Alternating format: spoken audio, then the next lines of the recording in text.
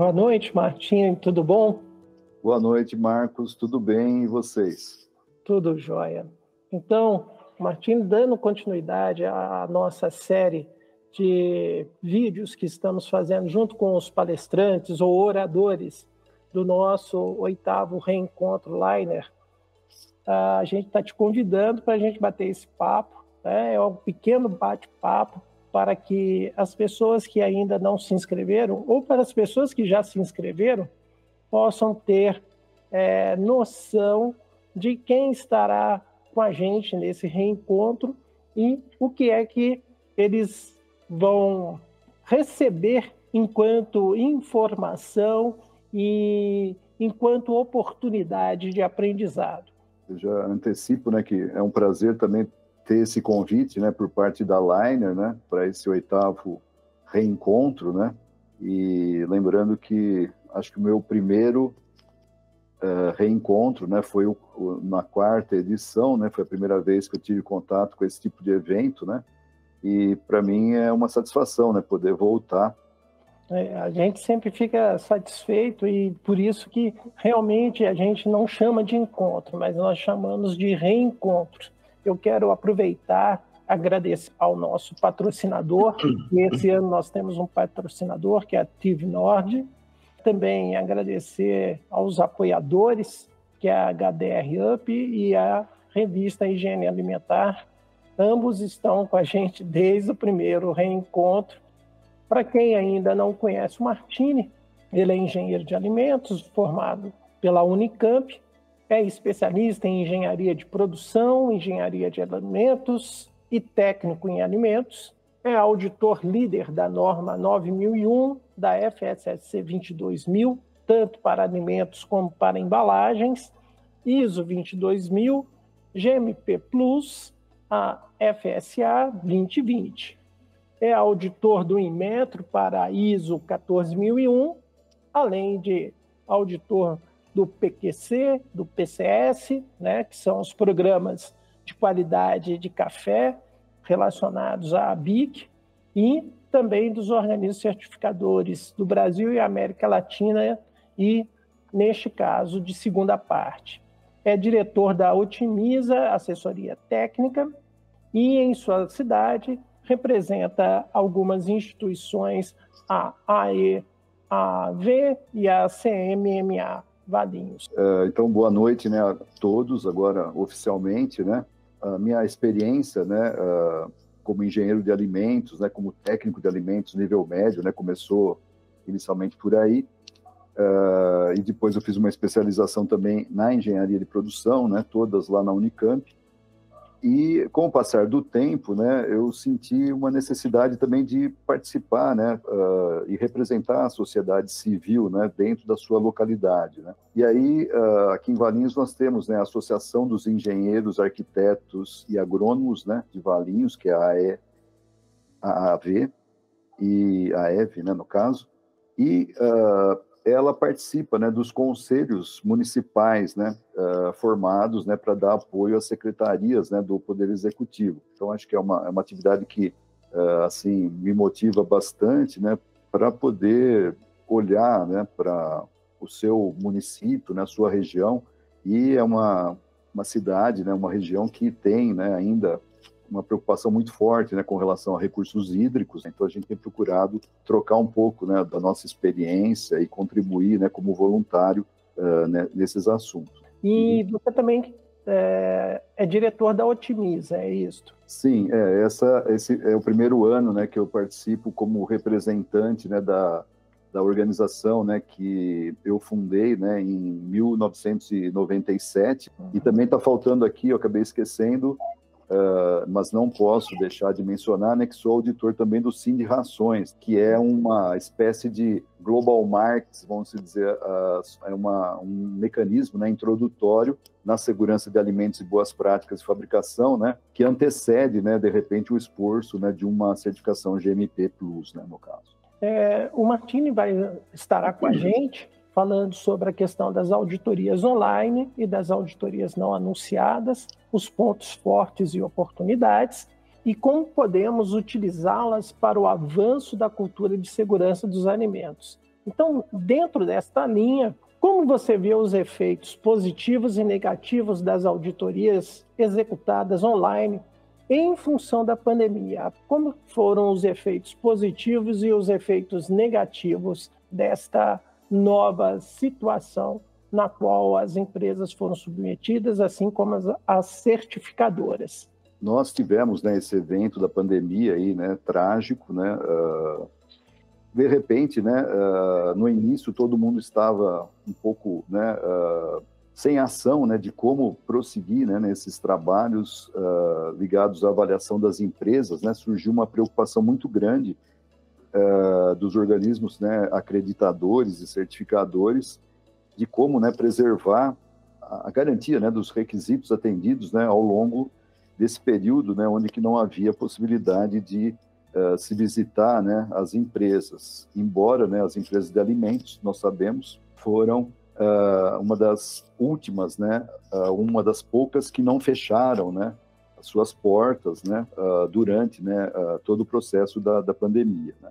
E muita gente ficou conhecendo, né, a tecnologia, né, de auditorias remotas, né, durante esse período. Porém, o IAF, né, ele já tinha publicado um documento lá em 2018, né, que é um anexo, né, no caso, MD4, né, que já falava de a possibilidade, né, de se utilizar auditorias remotas. Então, na verdade, né, a pandemia ela foi um grande laboratório, né, para acelerar, né, e validar, talvez, né, esses métodos que já tinham começado, né, já estavam no pensamento, né, dos organismos, né, acreditadores. Eu diria, né, que, num primeiro momento, né, a tecnologia da informação auditoria remota foi uma válvula, né, de escape aí, né, para até manter, né, os próprios organismos, né, de certificação vivos, né. E é isso que a gente vai querer falar aí no dia 7, né, contar um pouco desse histórico, né, que a hora que essa ferramenta, né, foi realmente para ser testada no campo, com uma intensidade que foi durante a pandemia, surgiram, né, também, lógico, dúvidas, né, com relação à eficácia das mesmas, evidências, né, dos seus pontos positivos, como também, né, pontos fracos, né. No resumo, né, da ópera aí, mais sucessos, né, do que fracassos, né, mas eu acho que é isso que a gente vai querer, né, compartilhar, né, com os participantes aí no dia 7.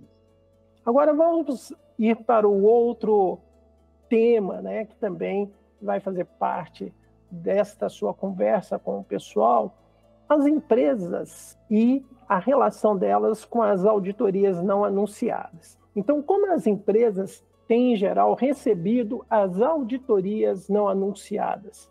Complementando, né, ainda nessa questão, né, da primeira pergunta, né, quando a gente fala também, né, como que a gente poderia utilizar, né, essas auditorias remotas, né, para o avanço da cultura da segurança de alimentos, né, eu creio que o período da pandemia, né, durante esse período da pandemia, quando se começou, né, a vislumbrar a utilização de auditorias remotas, eu acho que cada organização pôde demonstrar, né, o nível de amadurecimento, né, ou de cultura raiz, vamos chamar assim, né, que elas tinham, que têm, né, que detêm ainda, porque foi nesse momento, né, onde de repente houve uma ameaça, né, de ter uma ruptura, né, ou a impossibilidade de um organismo, né, independente, né, fazer uma visita, né, para checar, né, e avaliar se o sistema estava dentro, né, do que os organismos, né, de acreditação e as normas pedem, né. Creio que foi nesse momento, né, que as empresas enxergaram, né, a necessidade de ter uma cultura, né, disseminada e consistente, né. E uma coisa interessante, né, também que a gente vai abordar é que, na verdade, né, o conceito das auditorias não anunciadas, ele foi criado também para defender essa tese, né, que a empresa tem que estar preparada para qualquer visita, né. Porém, a criação da auditoria não anunciada, ela coincidiu com também a implementação, o uso mais largo, né, das auditorias remotas. E aí houve uma vantagem, né, momentânea, que durante o período de auditorias não anunciadas na pandemia, as empresas eram obrigadas a anunciar 48 horas antes que haveria essa auditoria não anunciada. Por quê? Porque tinha protocolos, né, de segurança, de higiene, né, enfim, precisaria fazer exame, não precisaria fazer exame, o auditor teria que demonstrar que ele não estava contaminado, né, enfim, que ele não seria um risco também, né, para a população ali, né, da organização. Então, na verdade, então houve, né, nesse período da pandemia, através do advento aí das auditorias remotas, uma preparação que, de repente, a não anunciada, ela não era totalmente não anunciada, né? Existia essas 48 horas de aviso. Agora, então, né, a partir desse ano, né, nós já não temos mais essa regra de avisar 48 horas antes, né? O organismo certificador não tem mais essa obrigação. Então, a gente está agora vivendo, né, um novo ciclo, né, nessa adaptação, né, das empresas com essas auditorias não anunciadas.